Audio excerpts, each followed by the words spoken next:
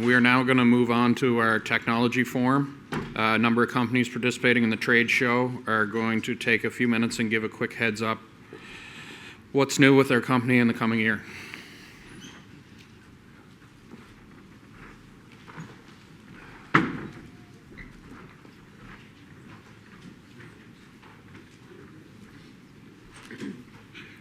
Okay, so I'm just going to take over for a few minutes here and call up the companies. We really appreciate these companies taking part in the trade shows and supporting our conference. And so this is our opportunity to let them, if they want to, come up and have a few words to say. So the first company I'm going to call up is A&L Canada, and it's Holly Cow.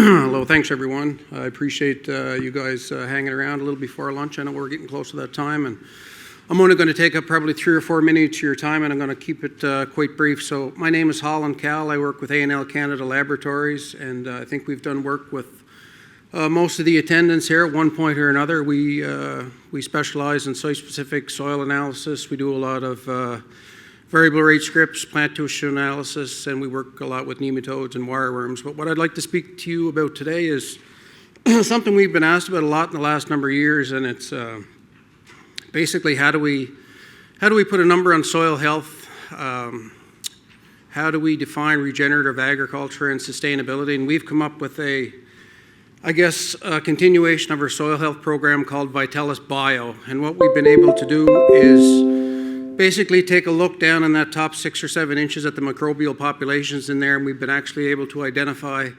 17 individual microbes, and we've been able to quantify them by population. So we've taken it to the next level where people who want to look a little deeper into their soil profile and actually look at the populations of the beneficials and the harmful bacteria and fungi in there, it gives them a real definition of how they're doing as far as how they can actually quantify soil health.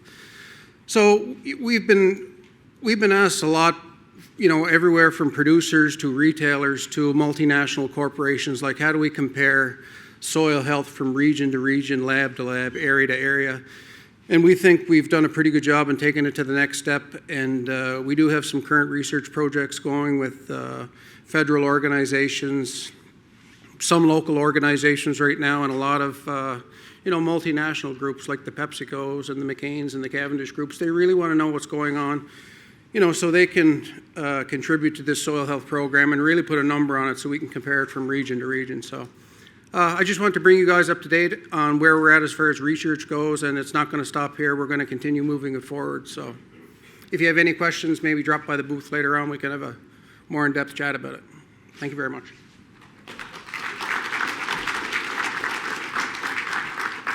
The next person is Jonathan McCauley from Alpine. Sorry.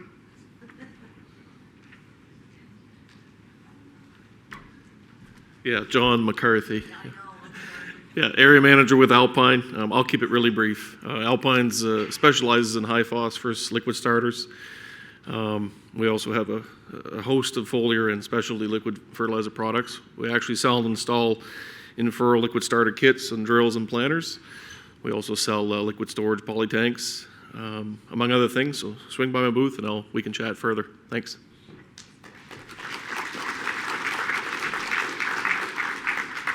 Okay, and the next is CIBC, and it's Mike Neighbors.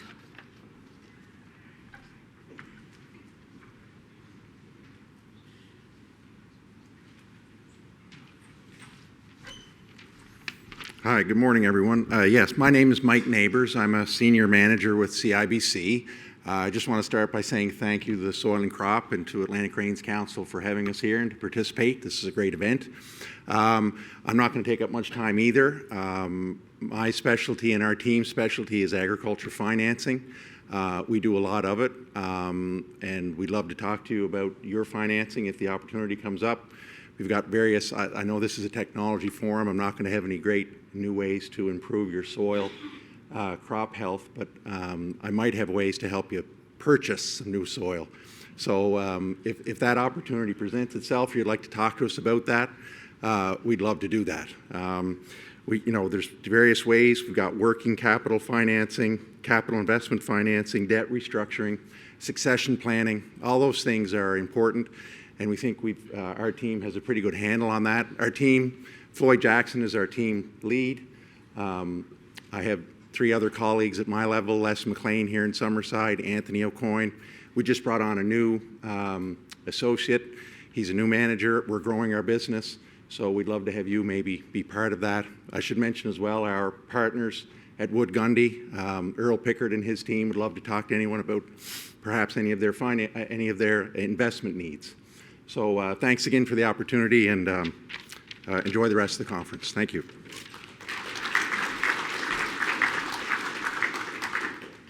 Okay, and the next group is Akota, Teresa Pauley.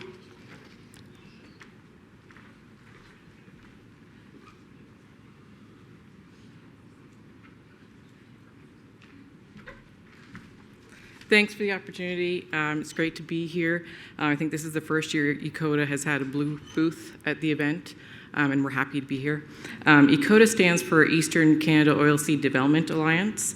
We're a not-for-profit organization. We're based in PEI. We're a sister organization to the PEI Bio Alliance. We're led and governed by a industry board of directors. We have a mandate to support the oilseed supply chain development in the region, that region being Ontario East. How do we do that? We facilitate supply chain partnerships for innovation, doing commercially driven research.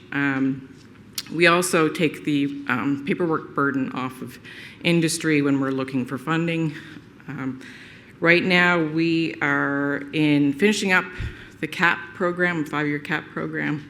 The commodities that we've been working with are canola, non-GM soy through Savita ProGrain. We also did some mustard work. We're doing intercropping work. We've done some work for Camelina industry development. We also are involved in a 1-year PIC program that is the Protein Industry Canada's cluster, and we're leading that project, and it's called the Atlantic Plant Protein Initiative. We're also starting the development of our SCAP proposals.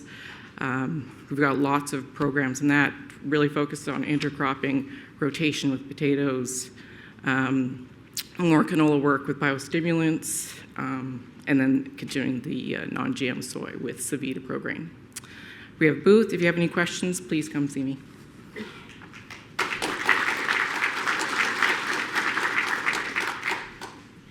Okay, and then the next company will be Pioneer Seed with Andrew Van Wicken.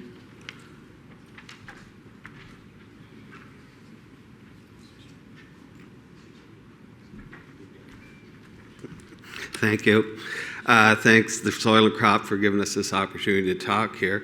I'm just going to talk about one new product we have. It's the new high-rate seed treatment for corn seed, and it replaces the old Poncho 1250, which wasn't relicensed. So we moved to this new product, which we tested on PI the last 2 years on farm, and it's mainly for protection against wireworm. Our friend the wireworm. So this gives the grower the opportunity to continue to do what they were doing with the Poncho 1250 by not having to use a separate insecticide with their when they're planting their corn.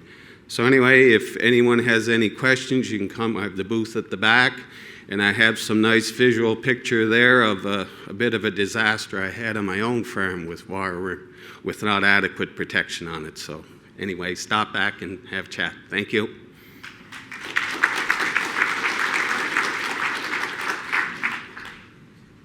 Okay, and the next one is Semican, Wayne McLean. I got to do better than this. Second one I got wrong.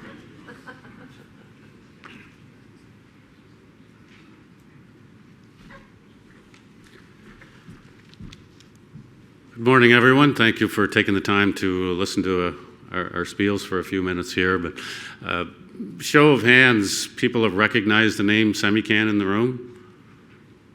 Okay, that's pretty good. Call it 35, 65.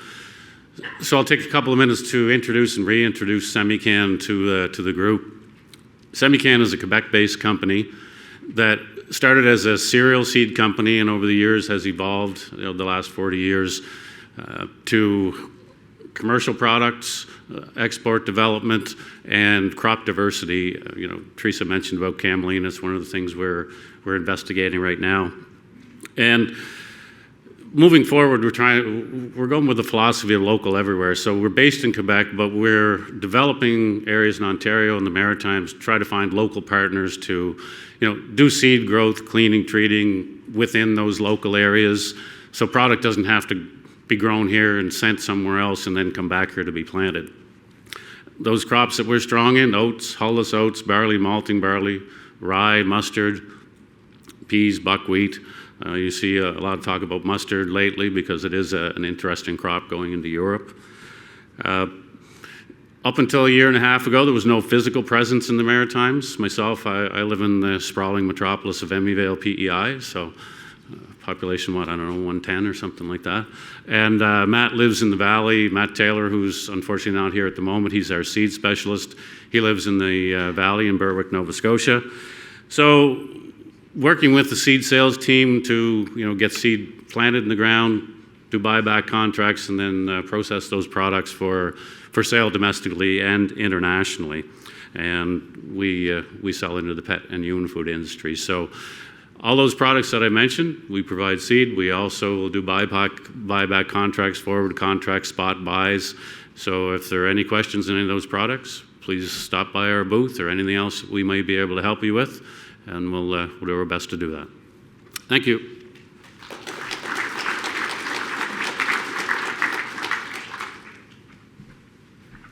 And the next group is Agriculture and Agri-Food Canada, and it's Scott Anderson.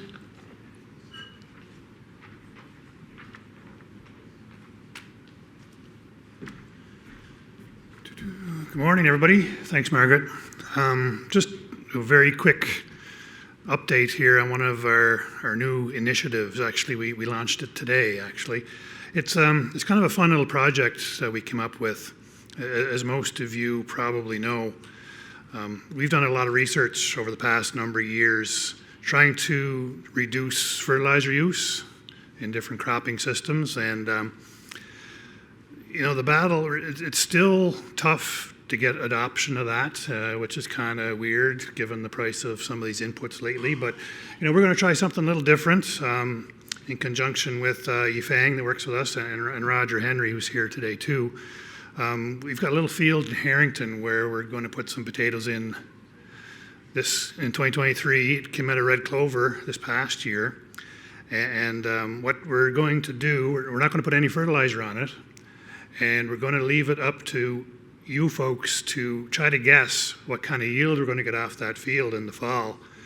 And we're going to do it through social media. I'm going to call it the AAFC Plow Down Challenge.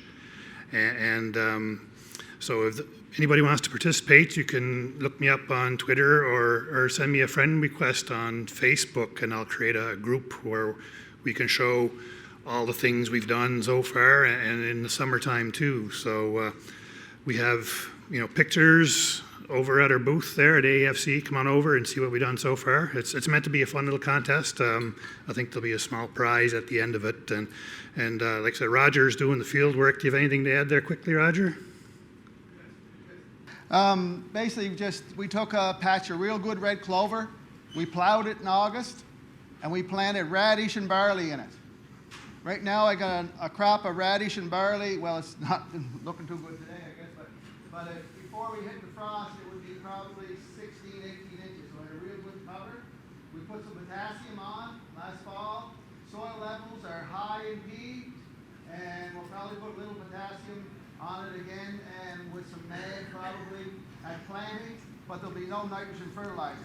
And we're going to grow Mountain Gems, so you got to make two choices. You got to guess the yield of Mountain Gems and the Prospect. And it's going to be a commercial, the French fry grade. We're going to use the French fry grades. The guess is going to be estimation of the French fry grade out on Mountain Gem Prospect potatoes for the fall of 2023. and you'll be able to register on Scott's Facebook page and put in your guests there. There's no panic. We'll have a cutoff date. We're kind of taking perhaps the end of July, but you know, you have a little bit of time, and we can give you updates of what we're doing and the progress on the crop and that sort of thing. But basically, we want to just show you what you can get from a plow down, a good plow down of a legume. Yeah, thanks, Roger. And again, this is just meant to promote some awareness of the concept based on a lot of the work we've done in the past that's proven it that it does work. We'll have a little bit of fun doing it, and I think there's going to be, I think we decided on a $100 prize at the end of the contest. So yeah, just look me up and come on over and see some of the stuff we've done on it. Thanks.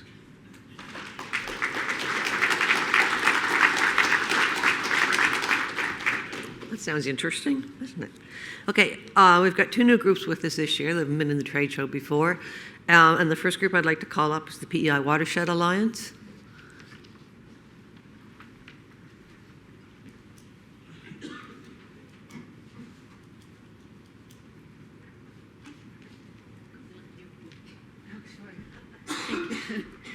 Hi, everybody. My name's Heather. I'm the Executive Director of the Watershed Alliance for Prince Edward Island. And we're here today because we want to foster better relationships with farmers on the island. We represent 24 different watershed groups. We have 2 initiatives. We have started an initiative with Gwen Bessie. I don't know where she is here, but I know she's here today, with the Agri Watershed Alliance. Or Agri Watershed Partnership, where we work with farmers. And also we're doing some things with Living Labs as well. And today we have 5 watershed coordinators here on site. We have somebody from Kensington. We have Surrey. We have Southeast Environmental. We also have Trek, which is Trout River. And missing one. I think that's all of them. And we also have South Shore Watershed Association. So we're here to answer any questions. We've created a little booklet for everyone if you want to see what funding's available and how we can work with you to improve land and relationships and move forward together. So thank you. My grandparents would be so proud right now that I was in a group of farmers, by the way, so thank you.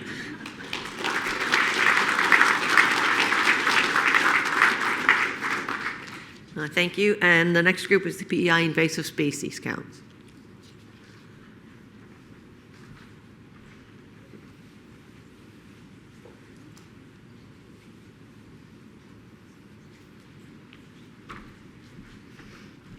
Hi, everyone. My name's Cassidy. I am a representative of the PEI Invasive Species Council. I'm a technician with them, but we have a few staff, like about 4, and a board of volunteers who are very knowledgeable about plants, and they come from a background of all kinds of different organizations across PEI. What our goal is to keep invasive species out from taking over PEI. So an invasive species would be something that is non-native, it would spread really rapidly, and it would also cause economic, environmental, or social and cultural harm to residents. So an invasive species could be a disease, it could be insects, it could be a plant, or an animal, of course. So the work we do has been historically lots on plants and insects, and we're moving into the disease realm. So we always look forward to any questions that people have, any new sightings that you might come across. We can help you identify. As a technician, I've been in the role for 2 years, so I'm pretty good with plants, but for diseases and stuff, we have a range of experts that we can consult with and get answers for you if you have any questions on your property. Invasive insects especially, are quite a concern in agriculture. I know native insects can do their damage too, but invasive insects cause, I think globally, the number estimate is like $70 billion annually in economic damages. So it's something we'd like to keep away from PEI, so things like not moving firewood around from out of province, transporting those things that might not get here on their own. We're lucky as an island to kind of have that physical barrier. So, we just try to promote people to kind of report these things early so we can help have a rapid response. like my daily job would be going in the field and taking care of those plants or insects that kind of just popped up and we can get rid of really rapidly, but we also offer lots of training and stuff as well. So if you have a problem plant that you've been trying to deal with and haven't really found a solution, we can come out and try to give you like the best management practice that might help you kind of tackle that. So if you have any questions, I'm always happy to talk to you at our booth, identify some plants, and if I can't get answers, reach out to my board of volunteers. So thank you.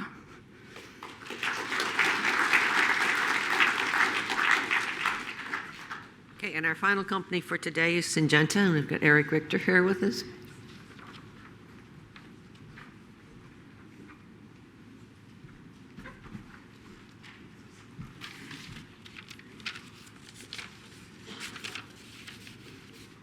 Thanks, Margaret.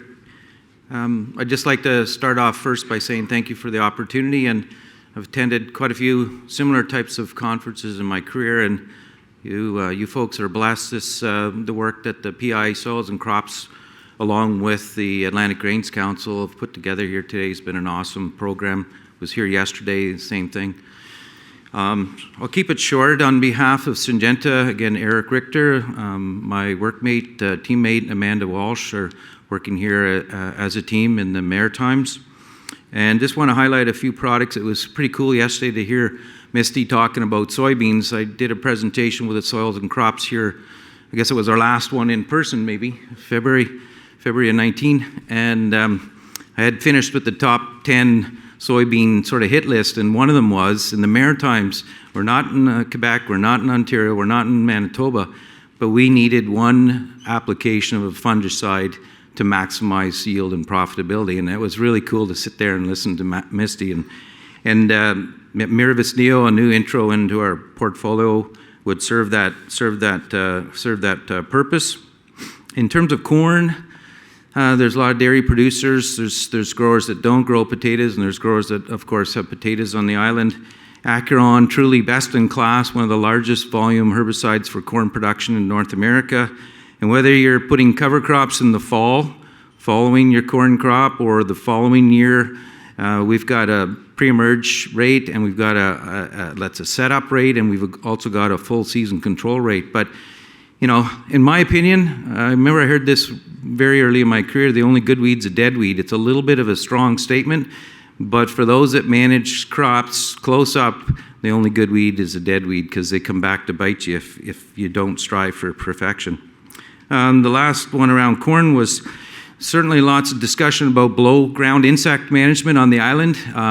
I've seen wireworm when I started my career in the early 80s, and then had been blessed here to come to the island and got to know this pest again for corn. Nothing short of perfection in corn stand establishment should be your goal. Seed treatment's absolutely critical, but I feel that there's still a place for in-furrow insecticides to help growers achieve perfect stands, optimum yields, and maximum profitability.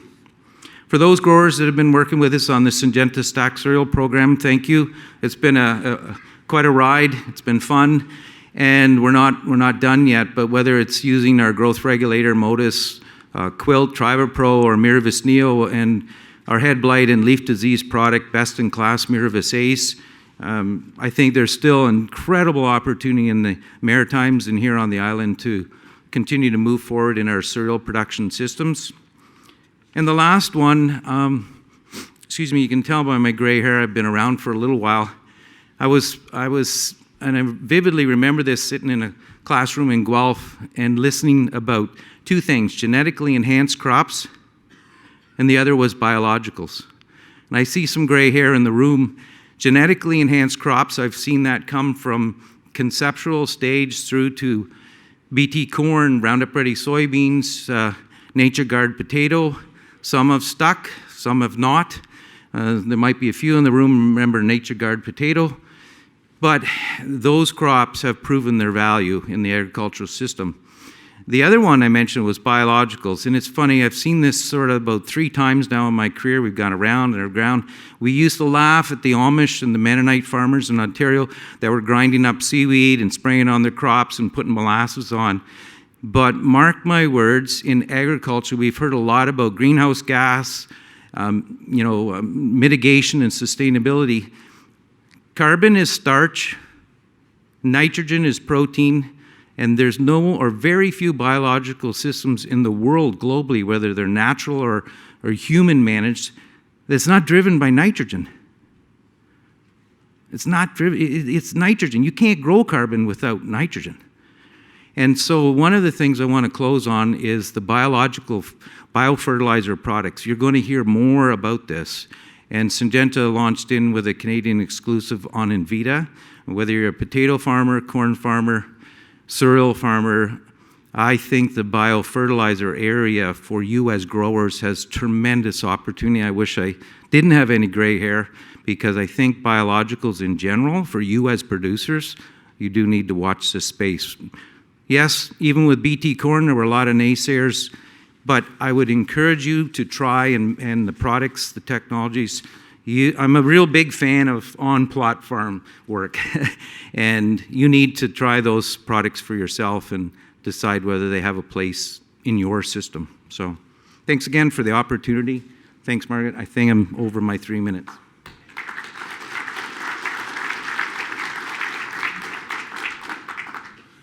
All right, that concludes our morning portion of the conference. We'll now break for lunch. Those of you who aren't familiar, out the door and up the stairs, around the track to the Oval. If you're not staying for the afternoon session, can you either fill this out on paper or online and leave it at the front table? Once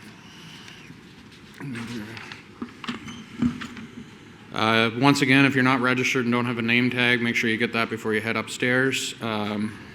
The afternoon program will be back in this room at 1:30 with Alan Blacklock, going to talk on improved nitrogen management through enhanced efficiency nitrogen fertilizers. And our chair for this afternoon, Miles Rose, is a potato farmer from Kings County and also a member of the PEI Soil and Crop. Thank you for your attention this morning, and we'll head up for lunch.